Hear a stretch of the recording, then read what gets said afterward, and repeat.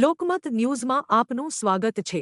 વડોદરા શહેરના કુમેદાન ફળિયામાં આવેલ વૈદેહી હોમ્સમાં વિદેશી શરાબના વેપાર અંગે પોલીસને ચોક્કસ બાતમી મળી હતી। આ બાતમીના આધારે પોઈસીબી ટંડેલના માર્ગદર્શન હેઠળ ટીમે સ્થળ પર દરોડો પાડ્યો હતો। દરોડા દરમિયાનમાં રહેતા હિમાંશુ ઉર્ફે ભૈલુ કહારની અલ્ટો કારમાંથી વિદેશી શરાબની કુલ 90 બોટલ મળી આવી હતી, જેની કિંમત ₹31,200 જેટલી થાય છે। પોલીસે કાર સહિત કુલ ₹31,200નો મુદ્દામાલ કબજે કરી આરોપીની અટકાયત કરી હતી। આગળની કાર્યવાહી માટે આરોપી અને મુદ્દામાલ રાવપુરા પોલીસને સોંપવામાં આવ્યા છે। રાવપુરા પોલીસે હિમાંશુની ધરપકડ કરી વધુ તપાસ શરૂ કરી છે। શહેરના ભરચક વિસ્તારમાં આટલી મોટી માત્રામાં વિદેશી શરાબ મળી આવતા સ્થાનિક રહેવાસીઓમાં ભારે નારાજગી જોવા મળી રહી છે।